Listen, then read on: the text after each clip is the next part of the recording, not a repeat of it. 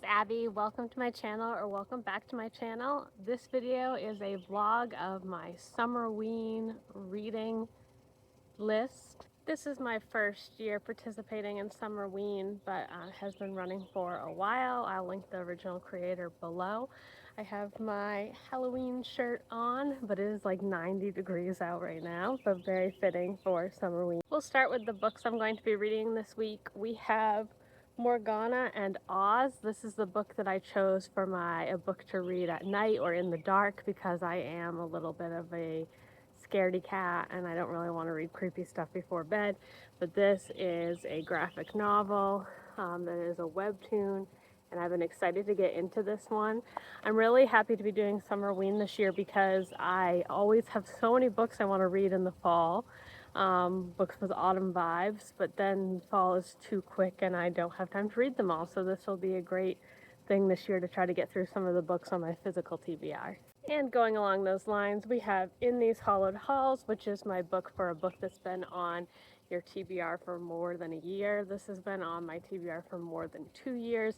It is a short story collection of dark academia tales, and I did start it originally, but it got away from me. But I'm planning on reading like 2 short stories a day. I had to finish this book this week.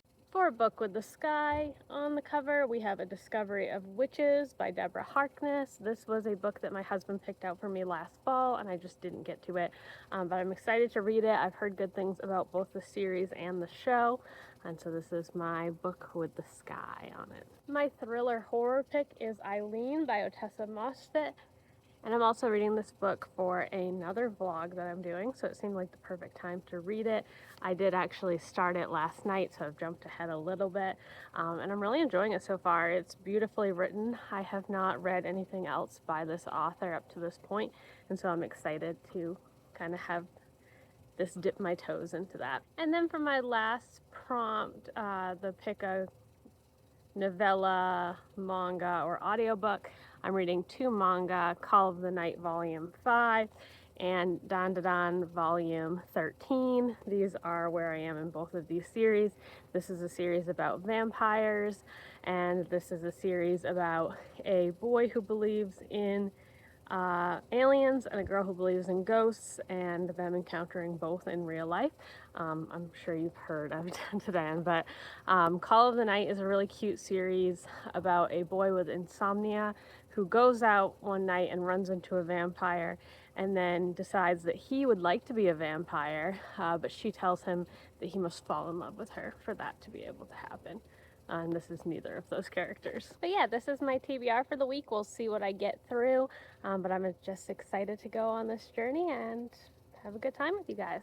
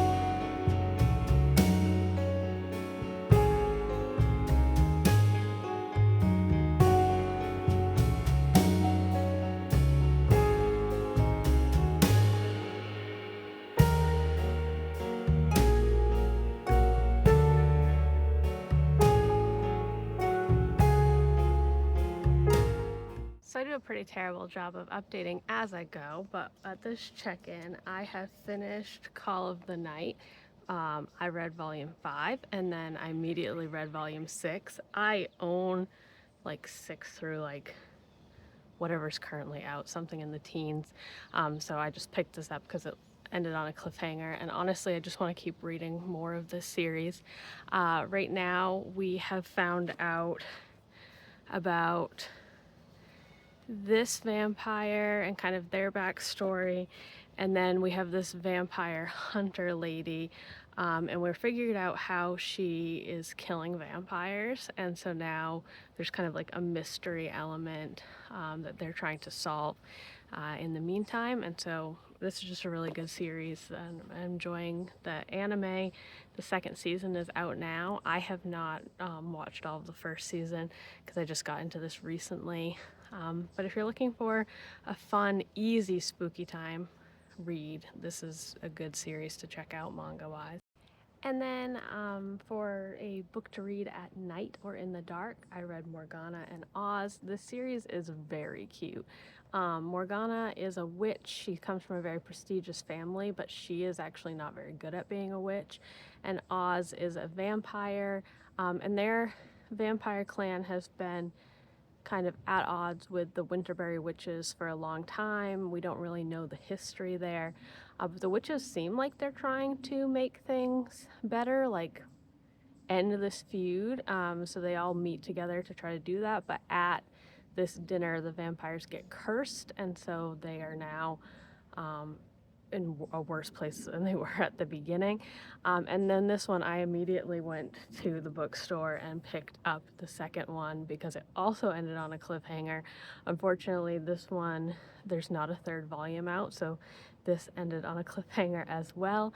I know it's a webtoon, so I'm gonna hop on and see if I can read more of the story there, but it's getting really good. The characters are really likable or purposefully unlikable. And there's a lot of intrigue of like what makes a good witch, a bad witch, a good vampire, a bad vampire. And it's a really cute read, and I'm thoroughly enjoying it. I also finished Dandadan Volume 13. This one was a lot of Vamola's backstory, and then also they're in the middle of a crazy battle, which has been going on for a couple volumes now. I am all caught up on this anime. I actually want to watch the movie, so I'm excited for the rest of season 2 to come out, but I think this is probably well beyond there at this point. This series is still really captivating, and I'm interested to see what happens next. This volume, because it was a lot of fighting, that's just not really my go-to genre of manga, and so it wasn't as good, but it was still a really quick read.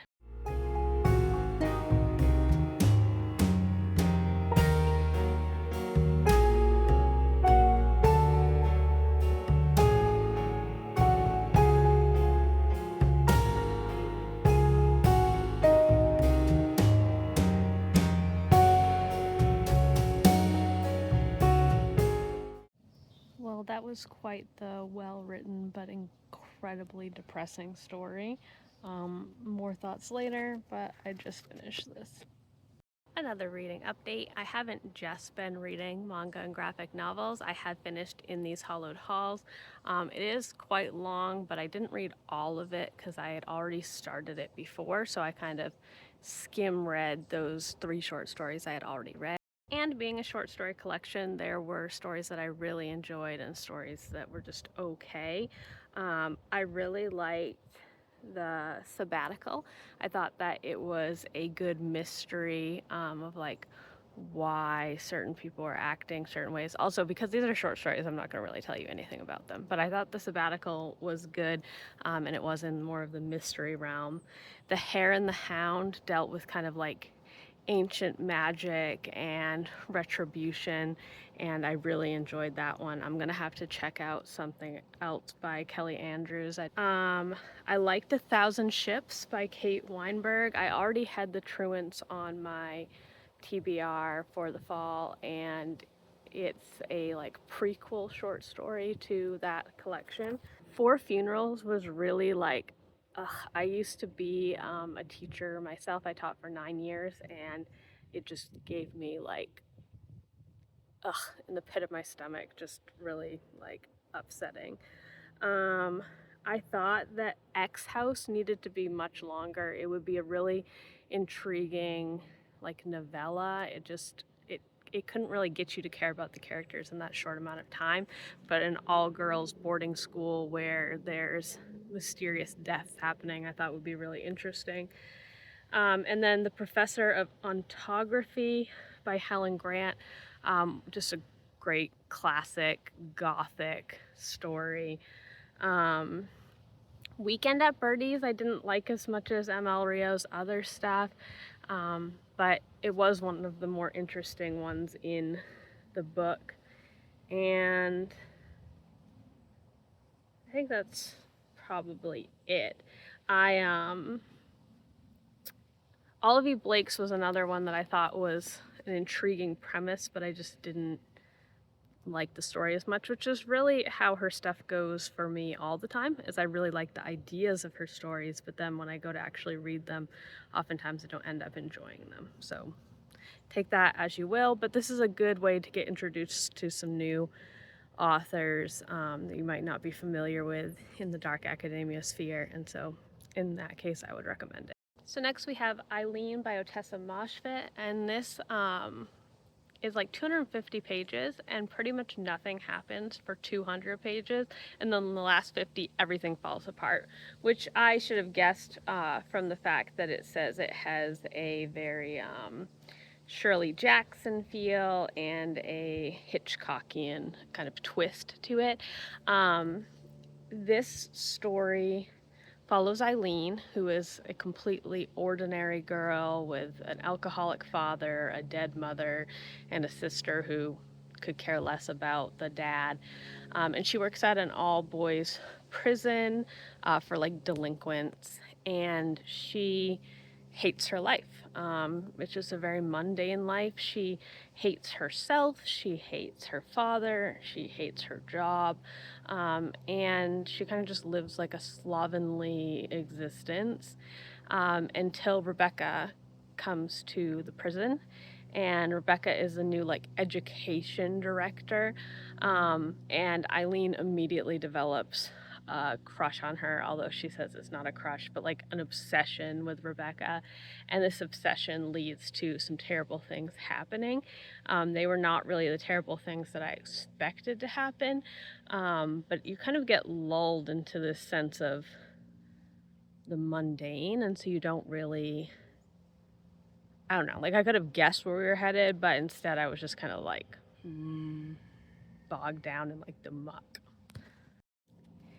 I definitely wouldn't call it a thriller, so if you're looking for a thriller, I would look elsewhere, but a character study and just an interesting, twisty, weird little ride. It was very enjoyable. Well, very enjoyable might be the wrong words. It is deeply depressing and disturbing, but it was a quick read, and I see why people really enjoy her writing. I'm going to have to read some more books by her.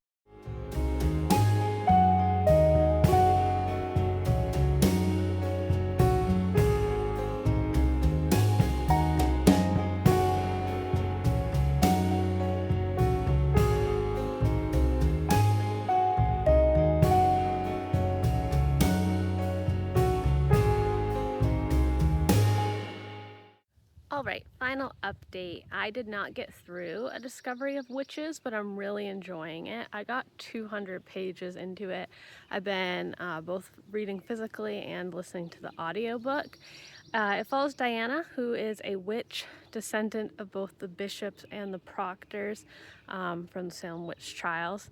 And she doesn't use her magic, or she tries not to use her magic, because she thinks it gives her an unfair advantage, and she wants to kind of be a scholar of her own merit. This is definitely kind of like a dark academia, as it takes place at Oxford.